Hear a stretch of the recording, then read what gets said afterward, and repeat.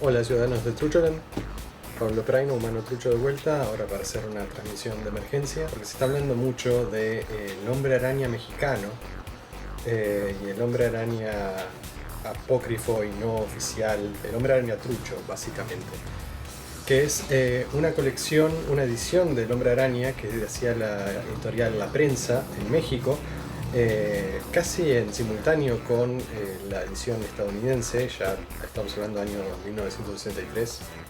Era una edición local traducida y todo eso, pero que se hizo famosa en su momento y ahora como que volvió a resurgir, porque habían hecho un montón de números originales escritos y dibujados en México, que obviamente nunca salieron en ningún otro lugar. Puntualmente a la gente le llamó mucho la atención una portada en la que había un casamiento entre Gwen Stacy y Peter Parker, y todos hablaron, hay toda una continuidad aparte, separada de todo esto, donde Gwen Stacy nunca murió y se casaron, y en realidad no es tan así, pero hay algo de cierto en esta leyenda urbana.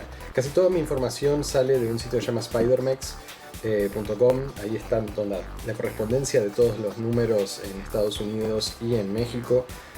Avisa cuáles son los que son hechos en México, y cada tanto antes dejaba un link de descarga, pero no todos están disponibles. Después había otro blog de cómics de La Prensa, y da un montón de entrevistas que se le hicieron, entre otros, a José Luis Durán, el artista en cuestión. También estaba Ricardo Ávila, si no me equivoco, que era uno de los productores, autores de historietas, que trabajaron juntos en varias historietas. O sea, trabajaron para El Sorprendente Hombre Araña en capacidad de autores originales de estos Made in Mexico. Para empezar, no es algo trucho, porque en realidad tenían la licencia, estaban licenciados. O sea, la editorial La Prensa habló con Marvel y compraron los derechos para publicar Spider-Man en México, que salía ahí como El Sorprendente Hombre Araña. En México el ritmo de publicación que tenían era mucho más rápido, mientras que los cómics en Estados Unidos eran mensuales, sería uno por mes. Estos eran ya de quincenales, era tipo uno cada 2 semanas, era bestial el ritmo de producción que tenían. O sea, no ritmo de producción, el ritmo de distribución. Entonces lo que pasó fue que empezaron a rellenar, porque obviamente no tenían suficiente material para poder sacar las revistas tan rápido, y empezaron a meter cosas como, por ejemplo, Avengers, Tales to Astonish, cosas de Ant-Man, cosas de Black Panther, o sea, varias series de otros lados que las metían para rellenar eso. Entonces era como el Hombre Araña, el Sorprendente Hombre Araña presenta, y entonces aparecía otra historieta que en realidad no era del Hombre Araña, pero que ocupaba el lugar de la historieta del Hombre Araña que tenía que salir en ese momento, para, bueno, llenar el espacio de publicación que había. Pero eso igual no fue suficiente. Entonces lo que hicieron los de la editorial La Prensa fue pedir permiso a Marvel para empezar a producir variantes locales. Esto es algo que van a ver muy seguido en Trucho Holandés, que de vuelta no son cosas truchas, son productos que solamente salen en una región, pero con la autorización de la dueña de los derechos intelectuales, para que se rellene esto, se pueda generar un producto que se pueda vender y que, bueno, va eventualmente a beneficiar al dueño de los derechos, porque, bueno, justifica que le sigan pagando los derechos y que puedan hacer eso. Lo que sí les dieron unos lineamientos en particular. Primero, por ejemplo, fue que tenían que aprobar los artistas. Entonces varios artistas mandaban muestras. O sea, La Prensa agarró artistas y los mandó para Marvel para que los aprobara un director de arte, y que estuvieran a la altura de lo que querían hacer. Entonces las muestras tenían que dibujar Spider-Man, todo eso, porque tenían que ser dentro de estos. Siempre que se trabaja con una propiedad intelectual grande, y esto lo he experimentado porque trabajé para Marvel y DC indirectamente con unas cartas, el mantenerse en modelo, el dibujar a los personajes como se supone que se dibujen, que se vean como se supone que son, es muy muy importante, porque hay todo un tema de marca, hay un tema de publicidad, un tema de imagen, es muy muy importante. Entonces, una de las personas que se encargó de, bueno, el artista elegido para hacer esto es un señor llamado José Luis Durán, que fue aprobado por Marvel. Y al empezar a trabajar, él usaba mucho material directo de las historietas anteriores. O sea, cada vez que había que dibujar a Spider-Man de una cierta manera, él agarraba otro dibujo de Spider-Man y lo metía. O sea, siempre que podía usar arte preexistente, siempre que podía levantar una imagen de otro lugar y reutilizarla para que se viera, bueno, cómo se debía ver, un dibujo de John Romita Jr. o de Jack Kirby, perdón, John Romita Sr., Jack Kirby o Steve Ditko, él iba y lo agarraba y lo metía, le modificaba un poco, le daba otro contexto y con eso iban generando historias de relleno que eran bastante bizarras, pero que funcionaban dentro de los lineamientos que les había dado Marvel, que era, por ejemplo, no podían matar personajes del cast importancia. La tía May no se podía morir, Gwen no se podía morir, Mary Jane no se podía morir, J. Jonah Jameson no se podía morir. Podían inventar un personaje nuevo, presentarlo y matarlo, pero no podían matar a los personajes principales. Donde el status quo no podía alterarse demasiado. Entonces, había mucha historia de fantasía, ciencia ficción, aparecían invasiones extraterrestres, robots, bueno, de todo un poco, pero era bastante fantasioso, divertido y casi todo unitario. Habían igual algunas aventuras que ocurrían en más de un número. Había una remake de King Kong con cavernícolas gigantes y Gwen Stacy en vez de la actriz. Es un viaje. Y bueno, José Luis Durán era muy fanático de Gwen Stacy. Una de las historietas que llegó a ser, que es esta en la que se veía con... ¿Cómo se llama? La edición de casamiento especial esta de la que se hablaba, el número 128 del sorprendente Hombre Araña, tenía en la tapa a Gwen y a Peter, sí, con vestidos de novio, el Duende Verde de fondo, la edición de la boda. Y bueno, tengo el número, lo había subido, lo subí a Imgur, no sé si va a estar por ahí, lo encontré un momento buscando. El número del casamiento en realidad es... Gwen está en Londres, pero cuando está Peter acá, el Duende Verde, Norman Osborn se convierte en el Duende Verde y quiere humillar y revelar al Hombre Araña, entonces secuestra a la tía May, ataca a Spider-Man, lo deja medio inconsciente con un gas y ahí empieza a alucinar Peter Parker con que se casa con Gwen. Para el final de este mismo número se despierta y dice ojalá pudiera decirle a Gwen mi secreto, pero probablemente nunca pueda ser feliz por esto. O sea, es una alucinación, es un truco viejo de las portadas, así que choqueaban, que llamaban la atención. Primero hacían la portada y después inventaban qué pasaba adentro de la revista. Y las portadas de los originales de Sorprendente Hombre Araña en México eran bizarrísimas. Muchos levantes de otros lados, vampirela redibujada, arte de un lado y del otro, con un montón de números originales bizarrísimos, otros no tanto, otros interesantes. Hay, por ejemplo, un capítulo que aparece el Capitán América, pero es negro, y en realidad el Capitán América no era el Capitán América, sino que era un docente que quería ayudar a un alumno, entonces se hacía pasar por el Capitán América, y es como muchos años antes de que viniera Sam Wilson y se hiciera el Capitán América, ya teníamos un afroamericano Capitán América. Habían números anteriores a esto y números nuevos después de esto. Mucha gente anda diciendo de que se inventaron estos números nuevos porque los editores tenían miedo de que después de que muriera Gwen no se iba a vender más la revista.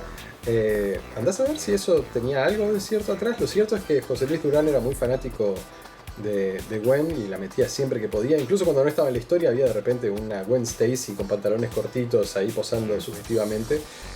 Fuera de viñetas, o sea, es como solo ahí para decir, querían ver a Gwen, acá está Gwen en un shortcito. Porque, bueno, eran otros tiempos.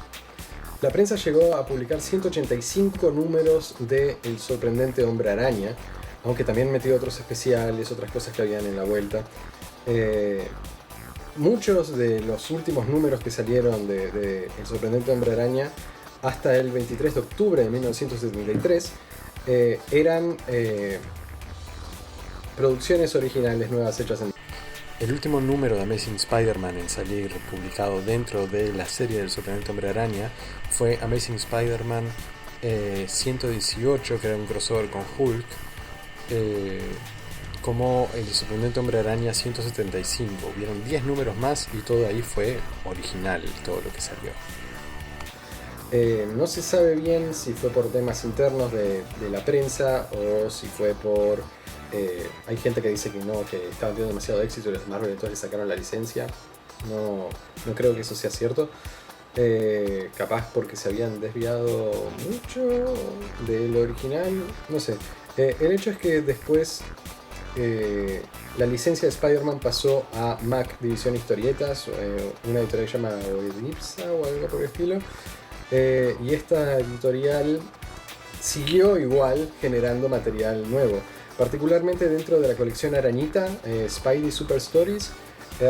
Esto es algo que surgió de un programa de televisión llamado Electric Company, que trataba de enseñar a los niños a leer, y entonces habían historias con Spider-Man, que Spider-Man solo hablaba con globos de texto para que los niños tuvieran que leerlo. Estaba Morgan Freeman actuando ahí, es como wow, muchos de vuelta, oficial, esto es oficial, esto salía, de ahí salía la canción Spider-Man, Spider-Man, nobody knows who you are. Es otra canción de Spider-Man. Spider-Man tiene muchas canciones, claramente. Y bueno, de ahí también salió el tema de que Spider-Man podía ser cualquier persona y podía ser de cualquier etnicidad, porque nunca se sacaba la máscara dentro de ese programa, que era visto por muchos chicos de muchas etnicidades. Todo el producto de Spider-Mex es tremendo. Spider-Man, el sorprendente Hombre Araña mexicano de la prensa y todas las producciones así locales que habían para México eran canon dentro de su continuidad de publicación, pero no son canon dentro de el canon de la publicación real, oficial de Spider-Man de su momento. Perfectamente podría ser otro Spider-Verse. De hecho, Dan Slott, el guionista de Spider-Man que creó el cómic de Spider-Verse en su momento, se enteró de esto hace poco y por Twitter le hice llegar el número y explicar un poco de este contexto. Pero hay pila de gente que sigue posteando el número completo que yo posteé, diciendo repartiendo la información errónea de que esto era una línea alternativa donde Gwen nunca moría. No, Gwen muere. La prensa termina con su número 185 y dentro de su continuidad nunca llegaron a publicar el número de la muerte de Gwen Stacy. Estamos hablando de Amazing Spider-Man 122. Nunca llegó a la prensa, pero sí llegó a México y sí llegó a este equipo de producción. Pero ya cuando estaba Mac haciendo el Mac Edición Historietas, editorial lo de Dipsa o algo por el estilo, cuando esa editorial empezó a sacar historietas, el cuarto número que sacan ellos, el sorprendente Hombre Araña número 4, o volumen 2, número 4, no sé bien cómo sería. Es el número 4 de Mac División Historietas del sorprendente Hombre Araña, es Amazing Spider-Man 122, es la muerte de Gwen Stacy. Gwen Stacy murió en México dentro de esa continuidad, pero sí anduvo haciendo un montón de aventuras psicodélicas muy setentosas, con alienígenas, botas gogó, un montón de sensualidad y cavernícolas gigantes, robots y extraterrestres. Eso existe. Hay algunos números, muy pocos, porque aparte los links de For Sure que había en su momento están venciéndose, que aparecen y bueno, se pueden conseguir y uno puede leer. Como mínimo las portadas están muy bien registradas. De vuelta a spidermex.com tiene un montón de las portadas y es como la fuente principal de información de la que yo me enteré de esto en su momento. Y ahora bueno, tuve que volver para poder darles estos números reales que yo claramente no retengo en la cabeza. Y bueno, de vuelta trato de que quede claro de que Gwen Stacy murió y nunca se casó con Peter Parker dentro de las editoriales mexicanas. Simplemente fue un sueño. 2. Sí había un montón de material producido en México con historias originales de Spider-Man, muchos con Gwen Stacy, que tenían el visto bueno de Marvel. Esto era un producto licenciado local. No es como las bizarreadas como tres superhombres, 3D Adam, esa película del Spider-Man turco que mata gente y tortura con botes y quizzes. y pelea contra el Santo y el Capitán América. Esto no es eso. Esto tampoco es la Mujer Araña que baila con Superman. No, eso es... La gente ahí nunca se acercó a DC ni a Marvel y le dijeron, vos, ¿nos dan los derechos para hacer estas cosas? No, agarraron lo que hicieron de caretas. Eso es trucho. Esto no es trucho. Esto es oficial. Bueno, y este muñequito me lo regaló Belén. Y sí, este es trucho. Y lo quiero mucho. Y hace ruido. Le llamó la atención el gatito. Espero que esto deje un poquito más claro la situación del Spider-Man mexicano, las continuidades, las realidades y todo eso. Y si alguien puede traducir esto en inglés, los subtítulos o algo por el estilo, no sé, sería genial, porque me gustaría que toda la gente que está hablando sin entender español sobre lo que pasa en la historieta, que lo entendiera. Bueno, nos vemos y pronto habrán más videos de Trucholand. Cuídense mucho, los quiero. Gracias por seguir.